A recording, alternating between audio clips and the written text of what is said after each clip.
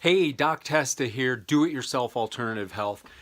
I posted a recent finding of glyphosate found in wine, right? Now, they took 10 different wines, traditionally grown grapes and organically grown grapes, and they found glyphosate in all of them. What is glyphosate? Glyphosate is Roundup. It's a weed killer. But the problem about glyphosate is that it's sprayed on everything and it's water soluble. So why did the organic grapes have glyphosate in it? Because it's a water soluble chemical and it just gets in the water supply and it migrates. Or if they're spraying it from the air, it drifts into organic crops. And so it's becoming ubiquitous on all of our plants. It's used in soy, it's used in corn, and they make these plants genetically resistant to glyphosate so that they can spray the hell out of it and kill the weeds.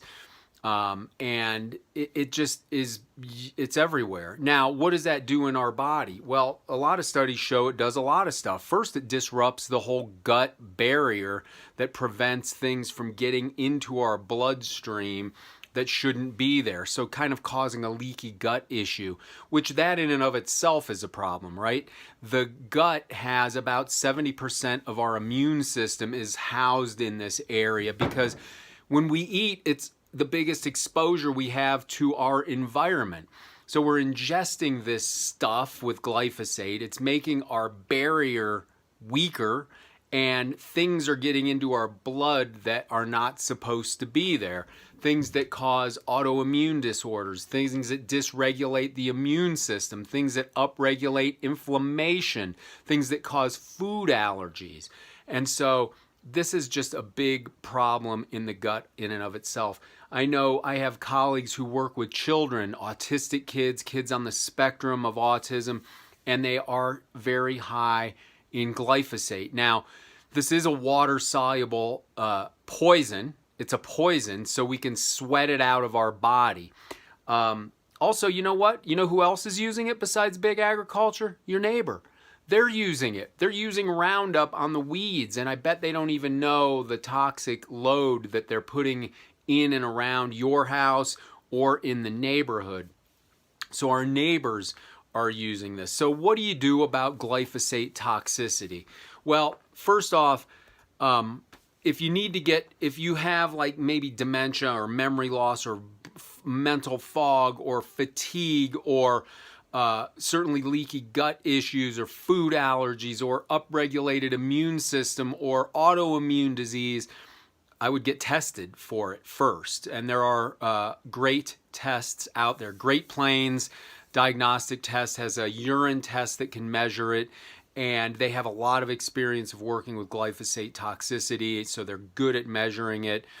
Interestingly, the lab director there, Dr. Shaw, has published numerous papers on kids high with glyphosate on the autism spectrum disorder and then getting that removed out of their body and a lot of the behavior symptoms of that disorder resolving.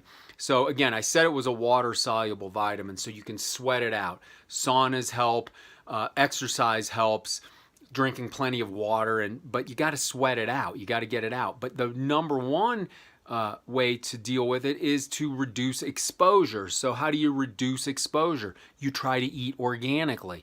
And that is, but as we saw from this wine study, even the organic grapes had some levels of glyphosate in it, but you just got to do your best. Limit your exposure by not ingesting non-organic foods, right? Corn, soy, really it's everything. Everything's sprayed with it now. Wheat, they use it to kill the weeds around the wheat before they pick it. They use it to kill the little fingerlings on the plants that they want off of it. But you just got to limit exposure. And again, you do that by eating organic as much as possible. You do that by sweating it out. And so, limiting exposure is probably the number one thing you can do. And I know it's expensive. It's more expensive in many cases to eat organically. I would also look at the Environmental Working Group and look at their Dirty Dozen. those are the top sprayed plants, vegetables, and fruits that we ingest. Strawberries being number one. So even when I'm when I'm out and I'm at a restaurant or at a hotel and they serve that stuff up on a buffet, I don't eat it because those are not going to be organic berries.